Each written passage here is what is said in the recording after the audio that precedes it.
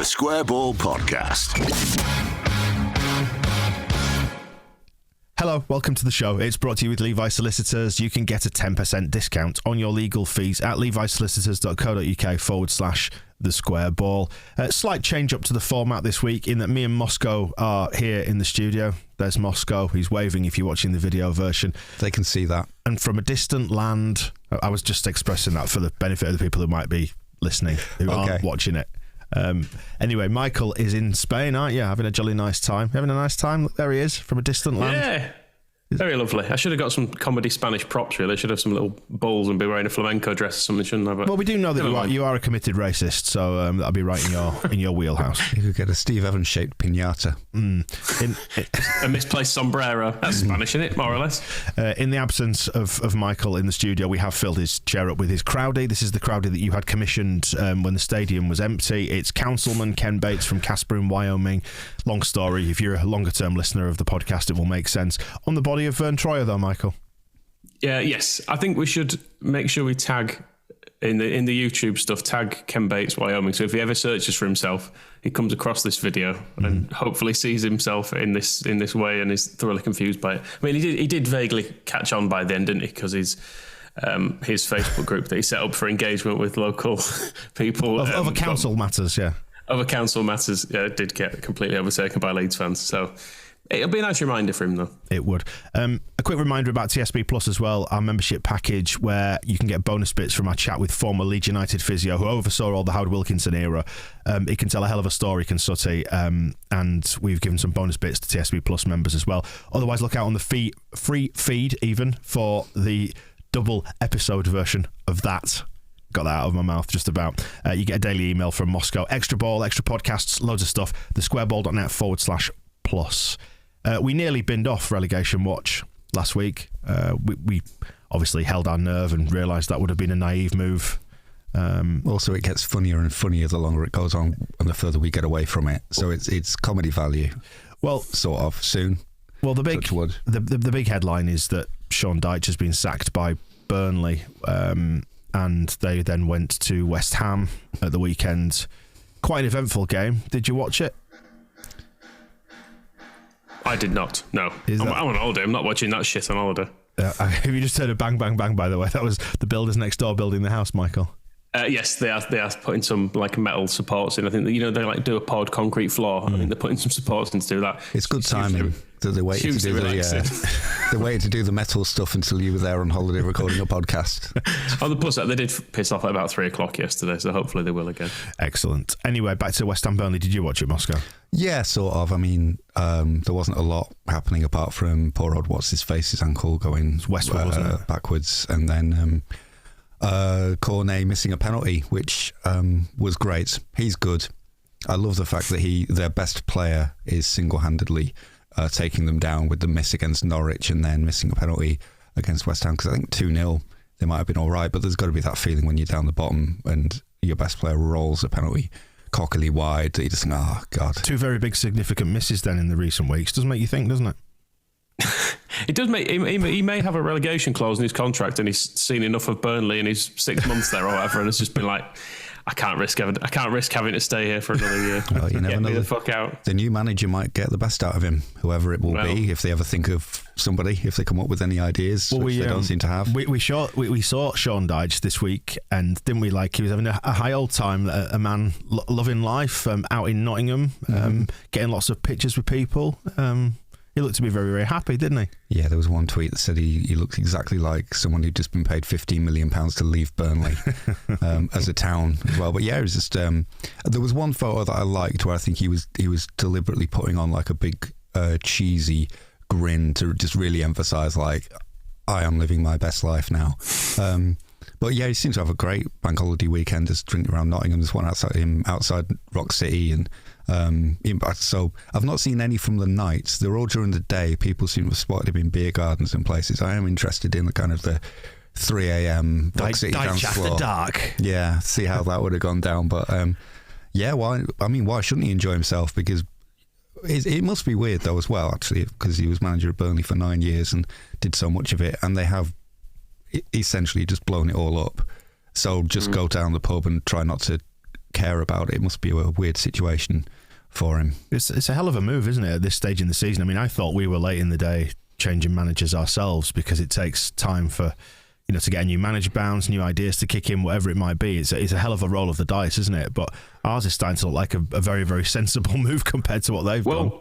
Well, we did it with a manager in place, didn't we? Clearly, they had Marsh lined up, whereas it feels like Burnley have sacked him and then gone, who else is here then? Ben Mee, can you do it? And then we'll let some of the other people do some of it. And I don't know, it feels like if you're going to sack someone at this stage of the season, you've got to have someone else lined up. And I mean, we just recorded Phil Hay, hadn't we, down when we heard the news, and our instinctive reaction was that this is good news for us that they've sacked him, because it was like, well, surely they're not going to stay up now. You wouldn't imagine so. And on the evidence of what happened at West Ham, they were trying to pass the ball around a little bit more, but to no great effect. They were slightly more attractive, but they're still Burnley with the same set of players. Yeah, I mean, there's been this thing for a while that Weghorst would rather have the ball to his feet, so I don't know if that's what they were trying to achieve, but there's still, I was reading about their new manager search, and it seems that they want a interim manager between now and the end of the season. But they've got 3 games this week. They've already drawn the one against West Ham, which doesn't really help them at all. And then if they, who are they playing next? They've got Southampton and then Wolves. So if they don't get good results out of those, then what's even the point of the interim manager coming in? So it's like, well, no, because they're going down, and I can't save that situation. It is much too late. And and the argument about Dyche being somebody who could bring them back up again next season is apparently the owners aren't even considering being in the Championship next season. That wasn't part of their thinking. They're just like, we need somebody who will keep us up now. It's like, okay, well, who is that going to be? We don't know. Not Dyche, someone else. Yeah. Will probably. I get the feeling with Burnley's owners, they are quite clueless. I remember it was an Athletic podcast actually when they'd taken over, and it's all like debt heaped back onto the club that they bought it with, isn't it? And they had some plans about marketing Burnley better, and being able to generate enough cash to cover the debts and the interest by making it a much more interesting prospect, and they were going to do all this clever stuff. And you start to think, but Burnley, like of all the clubs and the places, it's a small town, which, we will slag off Burnley, why not? It's not a particularly wealthy town, and it's surrounded by lots bigger clubs, and it's like, well, what really are you going to do at Burnley? Blackburn, exactly. Halifax Town, not far away. That is a low blow. And one of the first things they did, they gave Dyche a new contract last September, a new 4-year contract, which means paying him off has cost them 15 million, whereas, and I presume they gave him a pay rise as part of that as well. So sacking him at this stage has cost him even more than it would have otherwise. It's not exactly which is an interesting. I've had this. Can I drag this back momentarily in a Bielsa direction? He gets all that criticism for not signing a new contract or signing a long-term contract so that the club could plan and would know the future and it would all be mapped out. He had a 1-year contract and got sacked after 8 months. Dyche had a 4-year contract and got sacked after 6 months. It's contracts actually don't mean a thing. It's just the payoff. And I think it's kind of worth bearing in mind that, Bielsa could have signed a 10-year contract at Leeds and they still he'd lose 5 games and they'd sack him. So I always thought it was kind of more of a realistic thing from him, whereas it's like, look, let's be real. I could sign all the contract you want, but if you want to sack me, you'll sack me. So let's just do it season by season, and then the benefit. Bielsa was an expensive manager, and paying off him and all his staff will have cost us a lot of money. But can you imagine 4 years worth of that, all preloaded and the complications? And Dyche had all sorts of clauses about compensation if he went to another Premier League club, if somebody went to...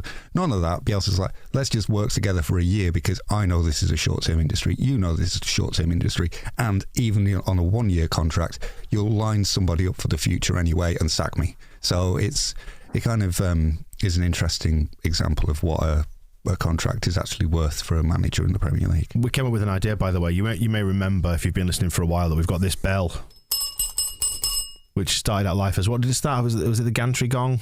The gantry gong. Yeah. Yes, but the Moscow is not. He's not on the gantry anymore, is he? Yeah, so you've been moved down to the West Stand, so it's kind of been made redundant.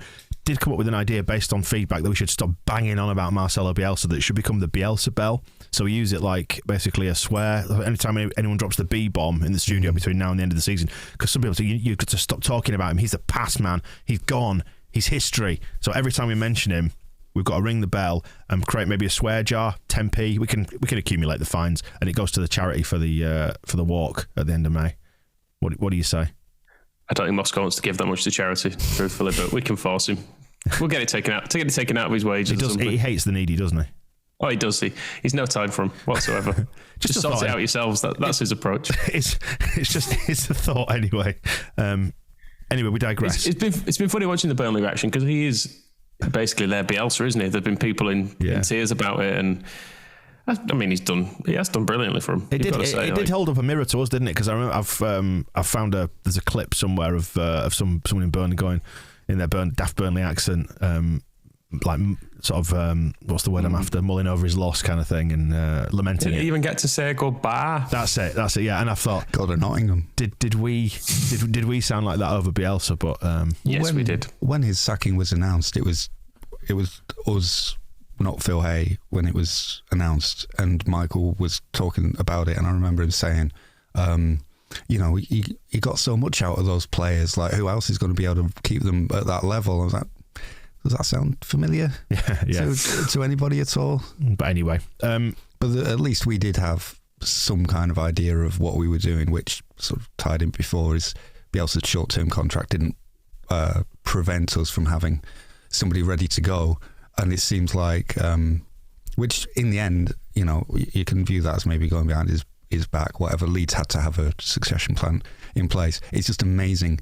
You take that as normal. It's like, every club must have a list of managers in case the one they've got apart from Burnley resigns. Why don't Burnley? What are they doing? Why have they done this? What did they expect? How badly are they going to destroy that club in the Championship and below next season? It will be fascinating to see what they do. We'll come back to the relegation stuff in a minute. Can I just put you on hold for a second, Michael? Is that all right? Because I know you're on holiday. Well, by coincidence, Sean Dyche is also on holiday at the minute as well. He's never, is he? He is, yeah. So if I can just put you on hold, and then I'm pleased to say we've got Sean Dyche on the line. So speak to you in a minute, Michael. All right, no worries. Sean, are you there? Yeah. How are you, Sean? You all right? I look quite like Michael, but without glasses. Having a nice time then? Did you enjoy Nottingham at the weekend? It's fucking great. I'm going to be dead in 6 months. I'm going to fucking stop drinking. What did you get up to in Nottingham? Drinking. Listening to rock music. What's your favourite artist? Queen. I'm now trying to think of bands that I would like to hear Sean Dyche say. Do you like A Puddle of Mud? Yeah. Oh, fucking hell, yeah. Who?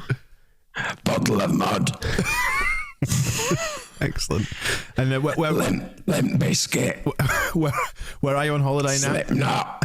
What about Smash Mouth? You a fan? Yeah. Of Smash Mouth. Smash Mouth, yeah. Doesn't work if you don't say it. Sorry, I think Michael just came through on the line there for a second. Where are you now, Sean? He's fucking giggling like a twat. Where are you now, Sean, on your holidays? I don't fucking know. It's up though. Rwanda? It's better than Burnley. I know that much. Oh dear me. Do you like Linkin Park? Linkin Park. Papa Roach. Papa Roach, yeah. Stained. Less Than Jake, if I like a dance. This would take you back to Burnley. Cold Chamber. Cold Chamber, yeah. And the Spine Shank. Old Crazy Town. I've listed enough new metal bands yet. I'm not sure. I mean, I've only got to. I'm actually sweating. I mean, Alien Ant Farm haven't got their credit yet. No, Alien Ant Farm are good. Yeah, that Michael Jackson cover was class. We're only at the A's, the B's. There's one called Carajo, apparently.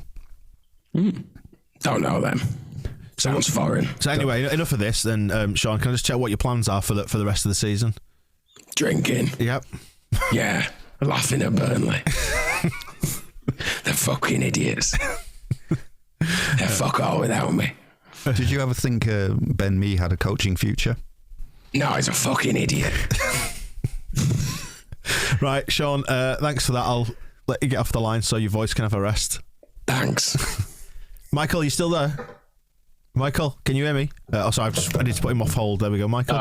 Oh, there you go. Oh, yes. Did you catch what Dyche was just saying there? Yeah, more or less. Yeah, more or less. He's just saying like he thinks Burnley are a bit silly and he's into rock music and drinking. Yeah, he always was. He always was. So anyway, back to the relegation watch, and I guess hand in hand with that, promotion watch. Fulham are back up again. Yeah, so what? For now. Yeah, Well done, Fulham. how many is Mitrovic going to score in the Premier League next season? 5. 4, yeah, and then just straight back down again. And we pretty much got rid of Watford as well, thanks to Pontus. Yeah, I was going to say, yeah, we can basically say Norwich and Watford are down. I mean, we've got on the sheet here, we've got 538.com, their projection for the Premier League finish. They've got us finishing 2019, 18, 17, 16th on 38 points. 10% chance of relegation still, which hasn't changed since the weekend. But the chances of Burnley going down have increased with their draw at the London Stadium. I have things to say about that Watford-Brentford game. Say it. Because Brentford are obviously they're up to 11th, and everybody's gone back to that thing of they're ignoring the fact that they lost 20 games in a row or whatever it was. And it's like, oh, aren't Brentford great? They were both their goals were set pieces, and I read a report on the game before seeing any of it, and it was all about how innovative and amazing, like all the science that they do, and they have a set piece coach. And after the first goal, Thomas Frank turned to where the set piece coach was sitting in the stand and like celebrated with him. It's like, yeah, you worked that out. That was amazing. And I watched it. It's a corner, flicked on at the near post, finished at the back post. I'm like, what? That's not good. That's just normal. Howard Wilkinson was doing Chris that. White. Yeah, I was going to say Howard Wilkinson was doing that 30 years ago. And then the second one, the one that Pontus wins the game from, is it's a free kick wide on the right, and it's a very good free kick crossed to the far corner of the 6-yard box. But it's because Christian Eriksen's taken it and he's brilliant at them. It's like, it's not, Brentford, haven't they done it? Yeah, you sign a set piece expert. You buy a set piece right foot wand in Christian Eriksen, which you've only done because he's ill and everybody's Danish, so it all works together. And then you just come up with like, we've got a great idea, we're going to do some flick-ons at the near post, plucky little Brentford. I'm looking forward to them going down next season. I know everyone will say that, and they will say, well, everyone's going to say, because in the same way we said second season syndrome, but it genuinely is harder, isn't it? So, and also, they won't be able to keep Christian Eriksen because he's too good for him. Yeah, everybody's seen he's absolutely fine now, and they've remembered how good he is, and that he's basically available for nothing. So he'll move on, and they'll just go back into. I mean, the only good thing is that you can say about them is I do give them some admiration for not sacking Frank. But I'd rather they did, because I don't like him. Fair enough. I'd rather he went away. But it is There's one Frank we don't want to see sacked though, and that is Lampard. Leave him doing his fine work. It will be interesting to see what happens this week. So we're recording ahead of their game against Leicester, and then Burnley against Southampton Thursday, and then Wolves Burnley on Sunday. All ahead of us playing against Palace, which we're going to preview in the next bit. The one downside of Burnley sacking Dyche is that it was really set up for Dyche to teach Lampard a lesson over the next few weeks. But now it's got that real just whiff of Lampard getting away with it, hasn't it? We've already heard Jake Humphrey saying that if he keeps them up, he'll be the saviour of Everton and all that nonsense. I'm already sick of it. So I kind of, although I think Burnley have, it's like Planet of the Apes at the end, where it's like, you fools. What you blew it all up. There is, I still have hope that they can overcome Mount Lampard and send him down. Yeah, I mean, I think we'll probably be able to enjoy that once we're safe, if and when we. We're safe now. Look at it. Where are we? How many points clear are we? Loads. 8. Yeah, that's loads. Although they've got better goal difference, so. But it still does require. Both Everton and Burnley to overturn our results, and Burnley still need to win 3 games more than us, and then us underperform compared to them for the rest of the season. So it's close, but fingers crossed and all that. 10%. I'll be much happier once all the games in hand are done. I'll be much happier because I've been sick of seeing them and thinking, well, theoretically they could win all those. But once they've been played and they haven't, it'll be fine. And we've obviously seen Derby getting relegated over the weekend. Shame. In cruel, no one likes to see it. Cruel fashion. No one likes to see it. I mean, all joking apart and poking him with a stick and taking the mickey out of them, it is nice to see him finally getting the just desserts for the financial doping, isn't it? And because that playoff semi-final hurt, and they absolutely made hay with it, which is fair enough. When you win under those circumstances, good, have a laugh at our expense. Take a shit on our dressing room floor if you're that way inclined. But they were cheating. So, and this is the consequence of them cheating. I think it was, is it Steve Bloomer's Washing? Is that one of their podcasts or something like that? Tweeted this morning saying, just a reminder that Derby are actually 17th with 52 points, and so on and so forth, and externalising the blame and all that. And to be fair, no, they were putting the blame on Mel Morris. And then people were pointing out, saying, well, actually, if you're going to start discounting points deductions, you would have gone down last season if Sheffield Wednesday hadn't had theirs. So probably best not to invoke that. Yeah, and also it's all the points they gained over those many years of doing dodgy financial stuff where they were not writing the values of the players down properly, so they didn't have to report losses on it, and selling the stadiums themselves. All of those years, all of those points they got, they won by cheating. Yeah, it's Brian Clough, put your medals in the bin, isn't it? But they didn't get any medals. They didn't get any medals. The thing is, they could have got away with it. And they got to the playoffs like 5 years or something daft, didn't they, when Morris was there? If they'd have got up in any of them, they'd have been fine. They'd have got to the Premier League. They could have started earning some money, could have started writing off the debts. You've got more flexibility in the financial fair play stuff, haven't you? So it's the gamble you take. It is. And you failed. They're going to be playing the likes of, I think you've got to say the likes of, haven't you, when it comes to a relegation to League One? But Morecambe, Burton, Accrington. Sheffield Wednesday. Who? Sheffield Wednesday, the likes of Sheffield Wednesday. Never heard of them. No. They used to be, they were good for a while in the 60s. Ah, right, okay. Forest Green are coming up from League Two as well, so it's going to be quite a leveller in much the same way that we commissioned those rather questionable Where's Yeovil t-shirts. But, well, you wonder if Derby will be facing those teams, to be honest, because there's a possibility they won't be even in the Football League at all, which is, given the amount of debt they owe and the fact that you're now buying a League One team without a stadium. And the stadium's at 80 million, which is good. Yes. So if they can get that back, wow. And they sell it again. The nature of their relegation was quite amusing as well. It was all down to Reading were 4-1 down, weren't they? And they equalised in the 95th minute. And then the QPR goal, 88 minutes as well, crossed in to by Ilias Chair. Yep, I notice comfortably played the ball in from the left, and then crossed from there. So yeah, good to have a little bit of. I mean, the guy's name is Chair. Yeah, you were just desperately searching for putting a comfy. As I said, the word comfy as well. Everyone do your own from that. We got there. Yeah, we got there. I watched Huddersfield yesterday. How was that? Again, you're on holiday. Why would you do this? And I'm with my family. My brother-in-law is a Huddersfield fan, so I had it on. So they were good, Huddersfield. They're doing all right, aren't they? I have to say they should have won that game by about 5. They just kept breaking through a very high back line and missing chances. Does it look Bielsa? Because I sort of watched them a bit over the weekend because they've been on a couple of times, but not really paid close attention. Not particularly. It was energetic in a Bielsa way, but it wasn't. It felt a bit more pragmatic. It was a bit more like they just seem to keep putting balls over the top and getting through on goal. Seems to be the main way of doing it. But is Jordan Rhodes the perfect Bielsa striker that we should have signed? Jordan Rhodes can barely run, so no. He's really slow. That goal was good. It was a good finish, but he can't. I mean, he was never fast anyway, particularly, but he really can't run now. But could still put it in the net. Now, imagining whether Andy Booth would have been good. Just go back through Huddersfield strikers. Tony Philliskirk. Could he fit into a Bielsa system? Frank Worthington. Of course, yeah. John Stead. Trying to think of some others. Oh, John Stead, the legend. We're just listing old Huddersfield players now. So that's fun though, isn't it? Yeah, let's wrap up the rest of the stuff then. 23s are trying to break the attendance record against Man City on Friday. Last count, I think we had 13,000 tickets for sold, which is pretty cool, isn't it? Record is like 16,000, although no idea what happened in the last game. allegedly lost to Brighton, but was there any way of telling who was who? It's a mystery. I tried watching that game, but we were wearing, first of all, as you often get in under 23s games, it's a very low camera angle, so you're just above head height.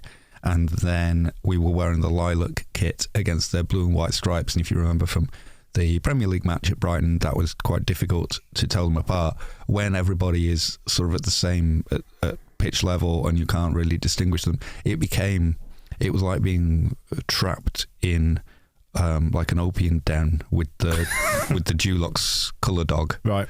And just these. Has that happened often? Purple, white, and blue and green, just kind of rolling across the screen. So I don't really remember. I had a look again at the highlights. Their goal was just some scruff bag nonsense. It shouldn't have counted because it wasn't very elegant. Compared to second half Sean McGurk, and again we're throwing orange into this colour mix. Blasted a beautiful shot from outside the area off the top of the crossbar, and that was way cooler than what Brighton did. So as I'm concerned, we should have won. Matteo Joseph looked decent again.